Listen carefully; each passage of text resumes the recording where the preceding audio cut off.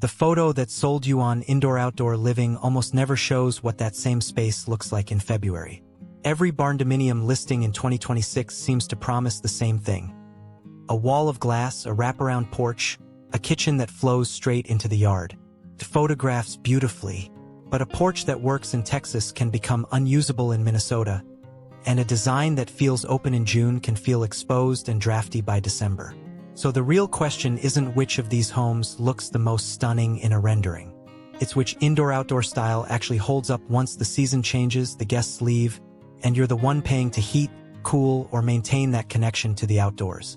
By the end of this video, you'll know exactly which of these 8 approaches deliver on that promise, and which ones quietly become the most expensive room in the house. Welcome to Barndominium Plan Studio, where we look past the renderings to understand what these homes really cost to live in. If that kind of honest planning is useful to you, subscribe and stay with us.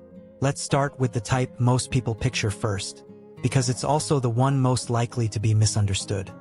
The wraparound porch is the single most requested indoor-outdoor feature in Barndominium design right now, and also the one people most often underprice. What defines it? Covered porch extending along 2 or more sides of the home. Roofline extended from the main structure rather than a separate attachment. Often paired with large sliding or French doors from the main living area. Why it works?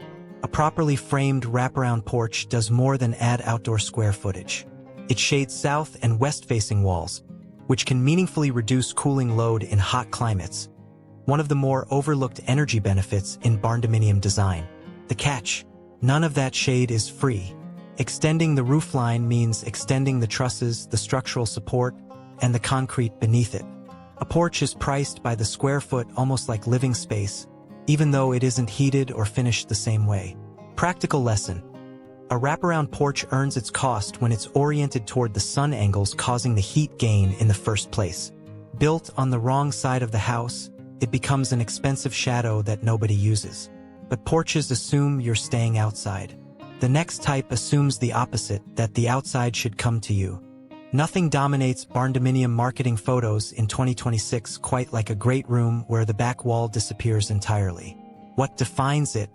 Multi-panel sliding or folding glass door system replacing a standard wall. Great room designed with sightlines straight through to a patio or yard. Often no porch overhang, so the glass is exposed to direct sun. It's the most dramatic transformation of these 8, and also the one with the widest cost range because not all sliding systems are built the same. A basic multi-slide patio door system is a very different product and a very different price than a large format glass wall rated for structural wind loads in a Barndominium's post-frame construction. The homes that get this right typically pair the glass wall with a covered section directly in front of it, because unshaded glass in a south-facing wall can turn a great room into a greenhouse by mid-afternoon. And in colder climates, that same glass wall becomes the single biggest source of heat loss in the entire home unless the frame and glazing are specified correctly for the region. If a glass wall connects you visually to the outdoors, the next type tries something more literal. It puts the kitchen itself outside. Drive through a warm climate Barndominium neighborhood and the outdoor kitchen is often getting used as hard as the one inside. What defines it? Covered patio structure with plumbed or gas-connected outdoor kitchen. Often includes a fireplace or fire feature as an anchor point. Positioned adjacent to the main living area, not detached from it. Why homeowners choose it? Done well, it turns dinner into an event. Steaks on the grill, a fire crackling a few feet away, the whole gathering happening under one covered roofline instead of splitting between a kitchen and a patio. In regions with long warm seasons, that same setup can reduce how often the indoor HVAC system runs for cooking-related heat. A small but real efficiency gain layered on top of the lifestyle appeal. The cost reality. Running gas or water lines outside the building envelope is not a minor line item. Depending on the distance from existing utility runs, that connection alone can rival the cost of a full interior bathroom. Practical lesson. An outdoor kitchen only pays for itself in climates where it gets used most of the year. In a home with 4 full winter months, that same budget often serves the household better indoors. There's also a maintenance question buyers rarely ask before signing off on the design. Appliances rated for outdoor use are built to handle weather exposure, but they still need winterizing in colder regions, and replacement parts for outdoor-rated equipment aren't always stocked locally the way standard kitchen appliances are. Some homeowners solve that seasonal problem a different way, not by choosing indoors or outdoors, but by building a space that can legally be either. 3-season and 4-season sound like marketing language. They describe two structurally different rooms, and mixing them up is the easiest way to overpay or underbuild. What defines each? 3-season room: screened or single-pane glazing, typically unheated, not built to the same insulation standard as the main house. 4-season room: insulated walls, proper glazing, and tied into the home's HVAC system, built to code as conditioned living space. The distinction that matters: a 3-season room is usually cheaper to build, but it's not counted as heated square footage on an appraisal. A 4-season room costs more, but it can add real, appraised value to the home. So which one is worth it? That depends entirely on whether you want another living room or simply a better porch. Homeowners planning to age in place or use the space daily tend to choose 4-season. Homeowners who mainly want a bug-free spot for morning coffee 3 months a year often don't need to pay for the difference. Sunrooms bring the outdoors part way in. The next type does something almost opposite. It brings the indoors fully out with a roof over the whole thing. Sometimes the outdoor living space needs to be bigger than the house can structurally carry on its own roofline. That's the problem a wraparound porch can't solve.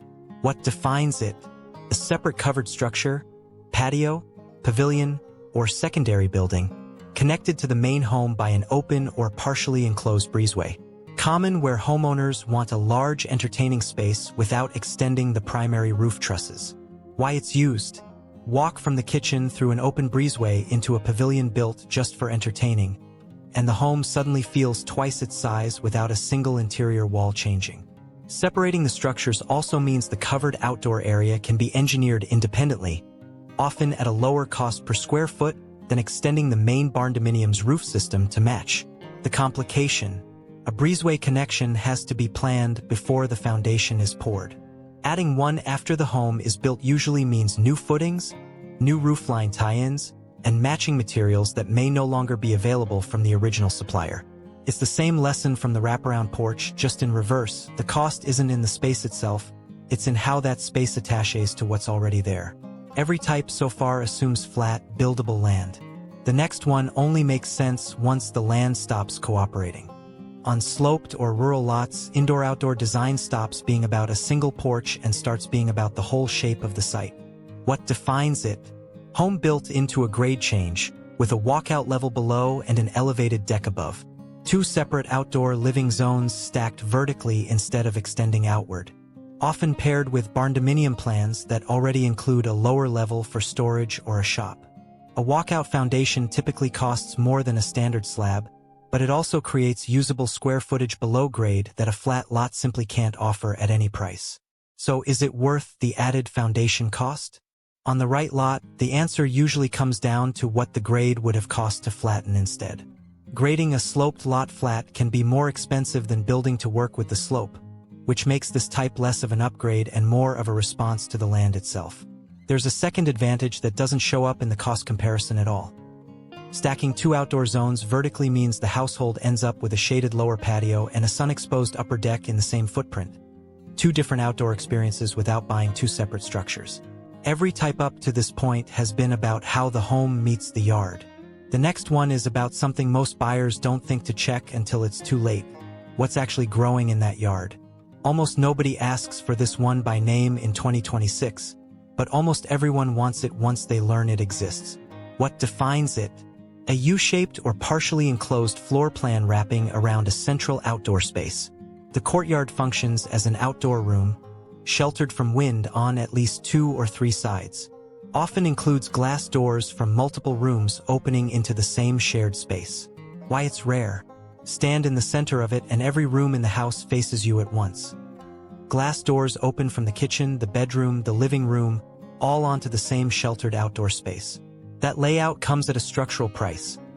A courtyard uses more exterior wall per square foot of living space than almost any other configuration in this lineup, which increases both material cost and the home's overall footprint relative to its heated area. The upside that justifies it for some buyers. In windy, Exposed rural settings. A courtyard can create a usable outdoor space where an open patio would sit empty most of the year, which is precisely the wind protection problem the wraparound porch tries to solve from the opposite direction. Practical lesson. A courtyard isn't a style choice as much as it's a climate response. It solves a wind and exposure problem that other outdoor spaces on this list can't. The final type doesn't try to extend the home outward at all. It tries to blur the line so completely that the question of indoors versus outdoors stops applying. No type on this list asks for more ambition, and none opens a wider gap between the dream and the ongoing cost. What defines it? Covered living space or great room oriented directly toward a pool, pond, or water feature. Often includes retractable screens or glass to manage insects and weather without blocking the view. Landscaping and hardscaping treated as part of the architectural plan, not an afterthought. The appeal. It's the version of indoor-outdoor living that shows up most in luxury barndominium features, because a pool visible from the main living space changes how the entire home is experienced, not just the room facing it. The part rarely mentioned. A pool doesn't just add its own construction cost. It adds ongoing maintenance, in some regions a fencing requirement tied to local safety codes, and in most cases a real increase in homeowners' insurance, which means this type answers a different question than the other 7. It isn't asking which design looks the most stunning, it's asking whether you're building a home, or building a home and a second, smaller business to maintain. If seeing these 8 side by side is changing which one you'd actually choose, take a second to like the video. It helps us keep breaking down what these features cost beyond the photo. What makes an indoor-outdoor feature worth the cost? Oriented to the sun angles and wind patterns of the actual site. Matched to how many months a year it will realistically get used. Planned into the foundation and roofline from the start, not added later. Built with materials rated for the region's climate, not just the photo. What turns it into an expensive mistake? Copied from a listing in a different climate zone. Added as an afterthought after the main structure is finished. Sized for entertaining rather than for how the household actually lives. Chosen for how it photographs rather than how it performs in the off-season. None of these 8 types is universally the best one. The porch that transforms a home in Georgia can sit unused for half the year in Wisconsin. The courtyard that solves a wind problem on an open plain would be an unnecessary expense on a sheltered, wooded lot. The homes that get indoor-outdoor living right in 2026 aren't the ones with the most features. They're the ones where every outdoor space was chosen because of the land it sits on, not because of a photo someone saw first. That's also why the strongest plans on this list rarely use just one type in isolation. A wraparound porch on the windward side paired with a sliding glass wall on the sheltered side solves 2 different problems with 2 different tools, instead of asking one feature to do a job it was never suited for. Out of these 8, which one fits your climate and how you live? Not just which one looked the best on screen. Tell us which type and what about your site or region would make it work or not work. And if matching a design to a difficult site is something you're thinking about, that's exactly the kind of build we'll be breaking down next. What happens when the land itself becomes the hardest part of the plan? At the start of this video, indoor-outdoor living looked like a single idea, a home that opens up to the outdoors. By now, it should be clear that it's actually 8 very different engineering decisions wearing the same marketing language. The wraparound porch, the glass wall, the outdoor kitchen, the sunroom, the breezeway, the walkout deck, the courtyard, the pool. Each one solves a different problem for a different climate at a different cost. The homes that hold up aren't the ones that chased every feature on this list. They're the ones built around the 2 or 3 that actually match the site, the climate, and the life happening inside them. A stunning indoor-outdoor barndominium doesn't start with the porch or the pool. It starts with paying attention to the land long before the first slab is poured. This video is provided for educational and informational purposes only. Construction costs, materials, energy performance, and structural requirements can vary significantly depending on location, climate zone, local building codes, site conditions, labor markets, and individual project specifications. The representative examples discussed in this video are used to illustrate design and planning considerations and should not be interpreted as guaranteed costs, performance outcomes, or specifications for any particular home. Always consult qualified architects, engineers, contractors, and local building authorities before making construction or financial decisions.